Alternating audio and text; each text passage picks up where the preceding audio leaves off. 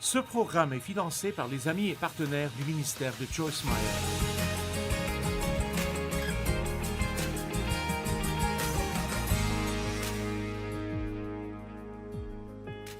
Les conséquences de certaines choses amènent la mort. Et quand je parle de la mort de cette façon, je ne parle pas de ne plus respirer et d'être dans une tombe. En fait, dans la Bible amplifiée, il est question du type de mort dont on parle. Et surtout dans Romains 6, où nous allons lire quelques versets, il est écrit « Car le salaire du péché est la mort. » Mais il continue « La mort qui comprend toutes les misères imaginables, ici et dans l'au-delà. » Alors, combien de chrétiens vivant une vie misérable marchent sur la terre? C'est une chose d'être un pécheur misérable, mais c'est tout autre chose d'être un croyant misérable. Nous sommes censés être le groupe heureux. Amen. Nous sommes censés être ceux qui répandent la joie. Nos vies sont censées être le sel. Nous sommes censés donner envie à d'autres personnes de mener une vie comme la nôtre. Nous n'avons même pas vraiment à nous soucier de prêcher autant si nous sortons dans le monde et vivons la vie que Jésus est mort pour nous donner. Vous serez comme un aimant, et les gens seront attirés par vous et voudront savoir ce que vous avez. Mais tant que nous continuons à ne pas être différents de tous les autres, sauf que nous allons à l'église le dimanche, allez, vous savez de quoi je parle. Je ne veux pas être misérable. J'ai passé des années à être misérable. Et je n'ai plus l'intention d'être misérable. Et vous savez ce que j'ai découvert? Si je veux être heureuse, je dois décider de l'être. Car le diable ne va pas m'aider à être heureuse. Il va tout faire pour me rendre malheureuse. Mais personne, écoutez-moi, personne ne peut vous rendre malheureux si vous ne les laissez pas le faire.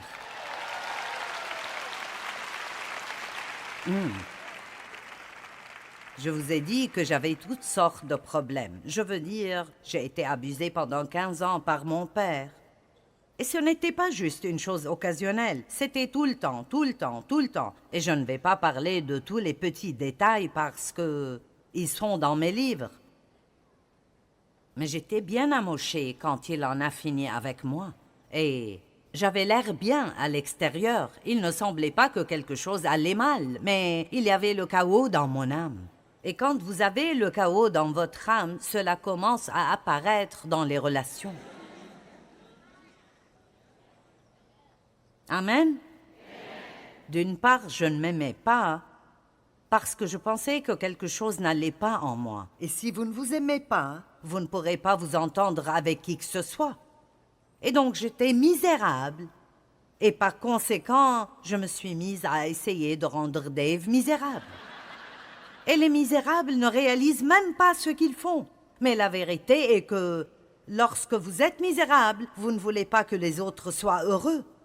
Vous voulez que les autres soient misérables avec vous. Et vous ne le faites pas exprès, mais vous essayez vraiment de les rendre misérables. Mon père était un homme vraiment misérable, et il faisait de son mieux pour rendre tout le monde autour de lui misérable. Et nous l'avons tous laissé faire, car nous ne savions pas mieux. Eh bien, Dave était un chrétien rempli de l'esprit qui priait pour une épouse. Et il a prié pour quelqu'un qui a besoin d'aide. Maintenant, faites très attention à comment vous priez. Pouvez-vous imaginer prier cela? Mais voyez, c'est ce qu'un chrétien fort dit. Il dit « Donne-moi quelqu'un qui a besoin d'aide. Je veux que tu m'utilises. Dieu, vous savez. » Je ne pense même pas qu'il savait ce qu'il faisait quand il priait pour ça. C'était comme...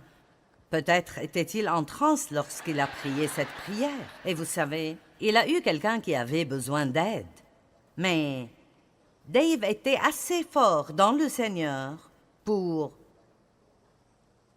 ne pas me laisser le rendre misérable. Et plus il restait heureux, plus il me mettait en colère. Est-ce que quelqu'un sait de quoi je parle? Mais c'était l'une des meilleures choses qu'il ait faites pour moi.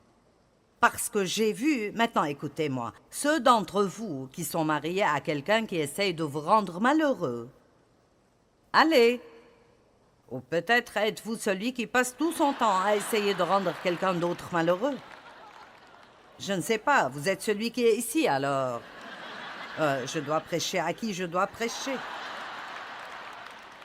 Mais ce que j'ai commencé à voir était la stabilité.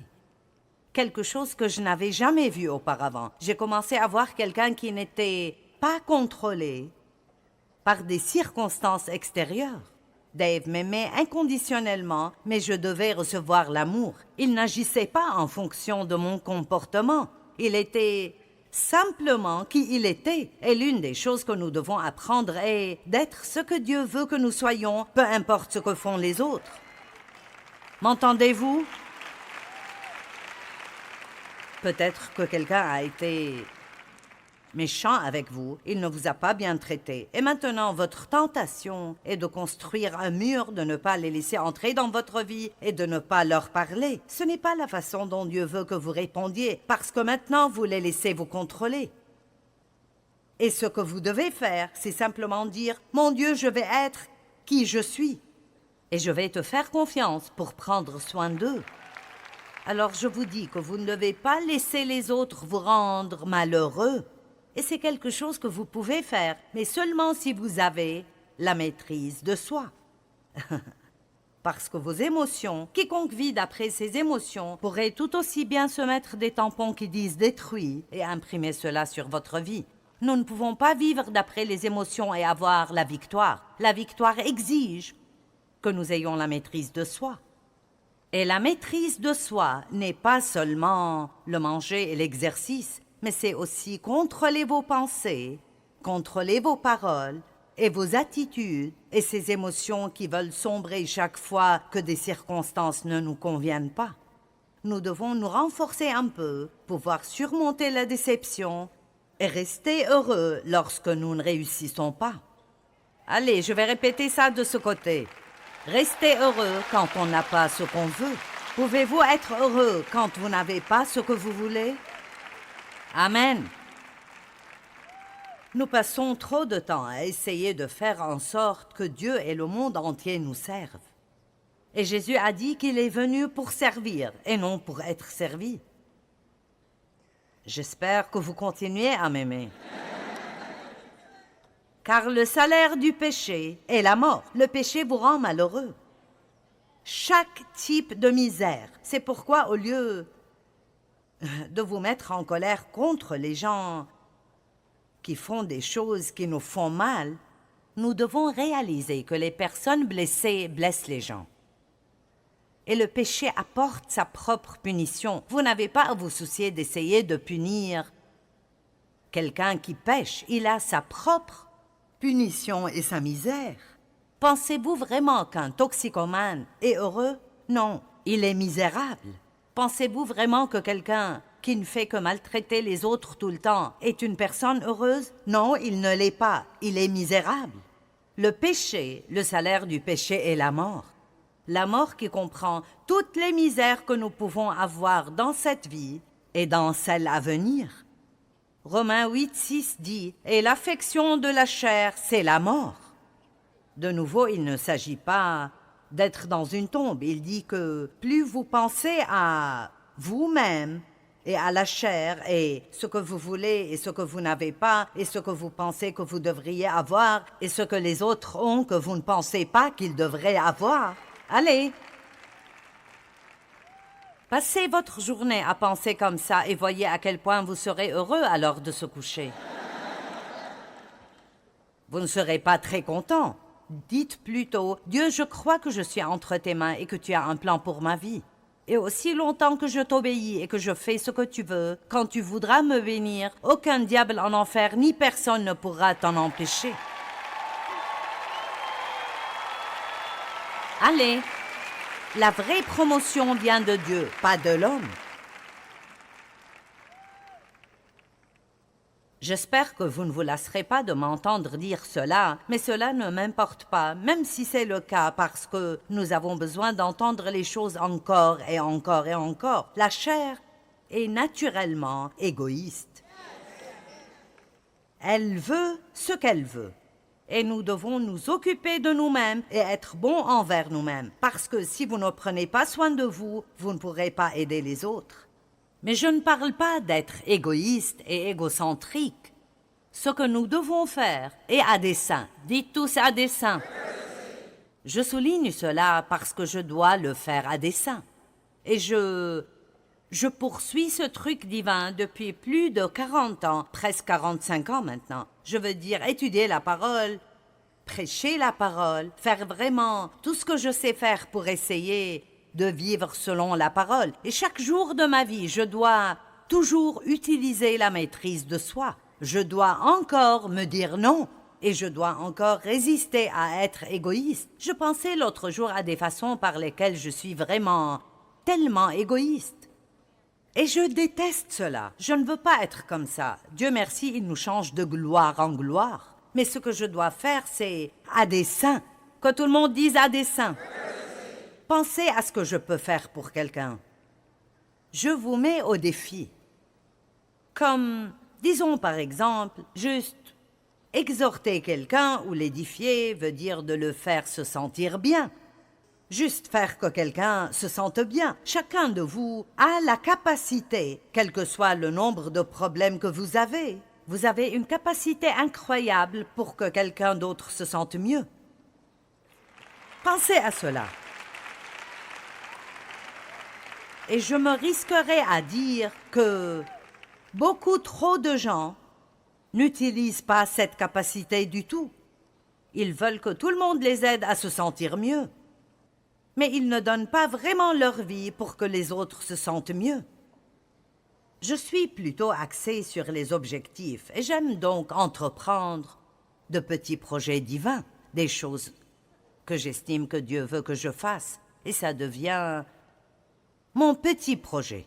Et donc, pendant un temps, je faisais un petit projet et c'est devenu une habitude. Et c'est ce qui arrive quand vous faites quelque chose pendant une longue période. Vous le faites juste et vous ne réalisez même pas que vous le faites. Je n'ai pas besoin d'essayer d'aller me brosser les dents. Je me brosse les dents 4 ou 5 fois par jour et je ne m'en rends même pas compte. Je ne dis pas « bon, je dois aller me brosser les dents ». Je le fais simplement. Eh bien, pendant longtemps, je pratiquais ce projet. Et c'était de faire sourire au moins 3 visages par jour. Faire quelque chose pour faire sourire 3 personnes. Eh bien, maintenant, mon nouveau plan est au moins 1 fois par jour. Au moins 1. Sûrement, je peux en faire 1. Qui pense qu'ils peuvent faire au moins une chose? D'accord. 1 fois par jour, je veux contacter quelqu'un par courriel, par téléphone ou en personne et je veux le complimenter et lui dire suffisamment pour qu'il sache qu'il est apprécié et qu'il a une valeur inestimable. Maintenant, donc, si quelqu'un veut se joindre à moi, il peut le faire. Qui aimerait fixer un objectif au moins 1 fois par jour? Allez, dites, je peux le faire 1 fois. Au moins 1 fois par jour, vous allez demander à Dieu de vous montrer quelqu'un que vous pouvez bénir, que vous pouvez apprécier, au lieu d'aller sur les médias sociaux et de ragoter tout le temps sur tout le monde. Allez, ne faites pas ce genre de choses. Ne vous laissez pas prendre par cela. Ne lisez même pas ces ordures que vous voyez. Vous ne savez pas si c'est vrai. Je vous dis que toute une réputation est ruinée par les médias sociaux et les gens ne font que mentir et dire des ragots. Je veux dire, certaines des choses qui sont en ligne sur moi, je veux dire, c'est presque... Je ne les regarde presque jamais, mais c'est incroyable où ils publient ces choses. C'est comme, vous regardez une publicité sur les produits de vaisselle et tout à coup, voici le dernier secret sur Joyce Meyer. Ou qui que ce soit, vous savez.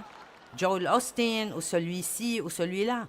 Et j'ai été assez bête pour ouvrir l'un d'eux et le regarder. Et je pensais juste, je n'ai pas dit ça, je n'ai pas fait ça, et nous devons cesser de croire tout ce que nous lisons, parce que ce n'est pas parce que c'est imprimé que c'est nécessairement vrai. Et ne faites pas ça. Je suis reconnaissante pour toute la technologie que Dieu nous a donnée, mais utilisons-la pour édifier les autres. Utilisons-la pour édifier les autres. Allez en ligne et dites quelque chose de bon, de bien, qui mettra un sourire sur le visage de quelqu'un. Racontez une blague pure. J'ai dit pure pour être sûr que vous comprenez ce que je dis. Romains 8:6 est l'affection de la chair, ce qui veut dire penser à moi, moi. C'est la mort, tandis que l'affection de l'esprit, c'est la vie et la paix. Si vous pensez plus à ce que vous pouvez faire pour les autres qu'à ce qu'ils devraient faire pour vous, vous aurez la vie et la paix et cela se transformera en joie.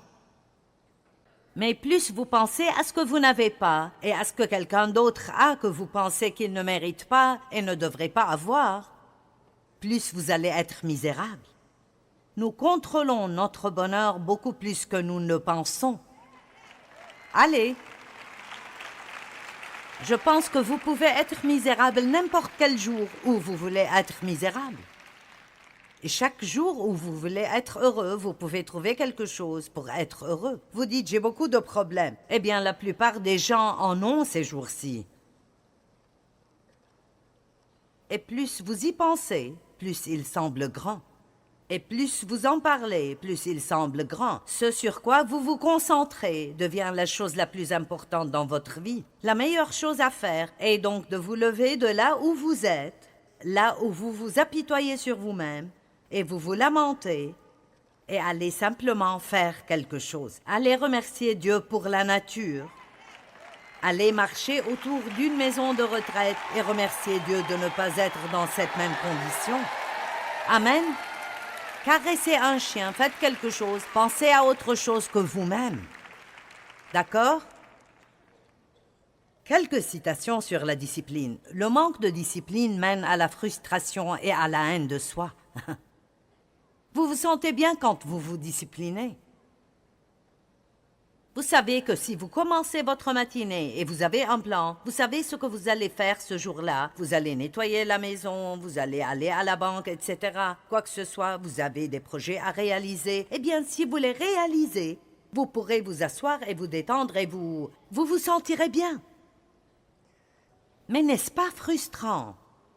Lorsque vous passez toute une journée et vous savez que vous étiez super occupé toute la journée et à la fin de la journée, vous ne pouvez pas décrire une chose que vous avez faite. Je veux dire, c'est la chose la plus frustrante. Et vous savez ce qui cause cela? Laissez les autres contrôler ce que nous faisons. Nous avons un plan et nous laissons quelqu'un d'autre nous distraire. Ne croyez pas que le diable n'utilisera pas quiconque il pourrait utiliser pour vous écarter de vos objectifs, vous frustrer et vous empêcher d'être qui Dieu veut que vous soyez. Combien d'entre vous ont déjà essayé d'étudier la Bible pendant 1 heure sans être interrompus? Vous savez quoi? Si le téléphone sonne, nous ne pouvons pas l'ignorer. Si le téléphone sonne, nous devons savoir qui nous appelle. Je ne sais pas quand nous sommes tous devenus si importants. Nous devenons frénétiques si nous quittons la maison et nous réalisons que nous n'avons pas notre téléphone. Où est mon téléphone? Mon téléphone, je le veux. Je dois avoir mon téléphone. Si vous perdez votre téléphone à la maison, tout s'arrête jusqu'à ce que vous le trouviez.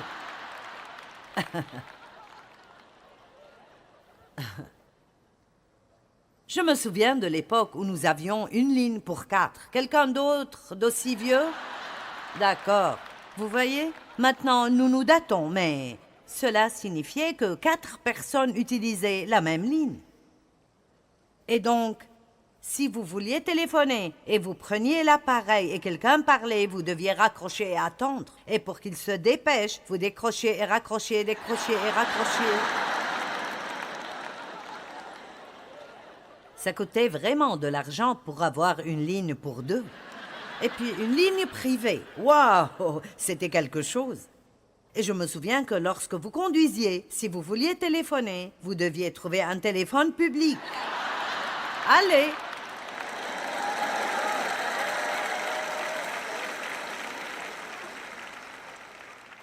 Et c'est incroyable à quel point les gens se débrouillaient bien sans nous. Et maintenant, et je le fais aussi. Si le téléphone sonne, c'est comme « Je ne peux pas le supporter. Je dois savoir qui essaye de m'appeler et ce qu'il veut dire. » Nous devons cesser de laisser tout ce genre de choses nous contrôler. Vous pouvez éteindre votre téléphone et passer 1 heure avec Dieu.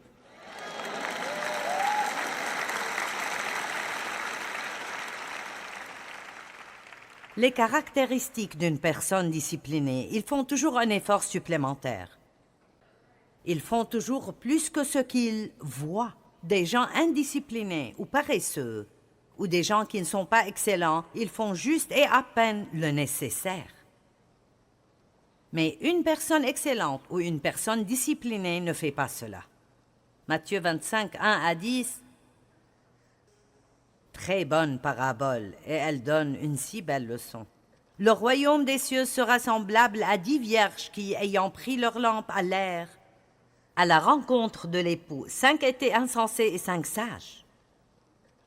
Vous voyez, c'est notre choix d'être sage ou d'être insensé. Et le sage fait maintenant ce qui le rendra heureux plus tard, même si cela signifie sacrifier maintenant pour un avenir meilleur. Tout châtiment semble d'abord un sujet de tristesse, mais plus tard ceux qui ont ainsi été formés jouiront d'un fruit paisible de justice. Certains vivent comme s'il n'y avait pas de lendemain, mais demain viendra. Donc vivez aujourd'hui de manière à être heureux demain quand demain viendra, au lieu de dire « Oh, j'aurais aimé » et il sera trop tard pour revenir en arrière. Les insensés, en prenant leur lampe, ne prirent point d'huile avec elle. La Bible amplifiée dit « pas d'huile supplémentaire avec elle ». Et j'aime mieux cela car elles ont pris juste assez d'huile pour que leur lampe reste allumée si tout se passait parfaitement bien. Êtes-vous l'une de ces personnes à qui il faut 22 minutes pour aller au travail? Si tout va parfaitement bien, vous ne quittez donc pas votre maison avant 22 minutes avant qu'il ne soit temps de vous y rendre. Et puis vous montez en voiture, vous avez oublié votre téléphone. Je dois avoir mon téléphone. Je retourne prendre le téléphone. Maintenant, il ne vous reste que 19 minutes pour faire un trajet de 22 minutes. Ensuite, vous avez oublié vos lunettes de soleil. Et si vous êtes comme moi, vous devez avoir des lunettes de soleil. Donc, je dois retourner les amener. Et quand j'arrive à la porte, je réalise que j'ai laissé mon sac dans la voiture et que mes clés sont dans mon sac. Salut, est-ce que quelqu'un passe par ces mêmes expériences? Maintenant, vous avez 15 minutes pour faire un trajet de 22 minutes. Puis, vous êtes bloqué derrière une vieille personne lente. Cette vieille personne ne devrait même pas avoir un permis de conduire. Je serai en retard au travail à cause d'elle. Allez. Puis vous arrivez au travail avec 10 minutes de retard et vous mentez sur la raison de votre retard. Mais vous êtes allé à l'église le dimanche. Allez, louez Dieu à haute voix.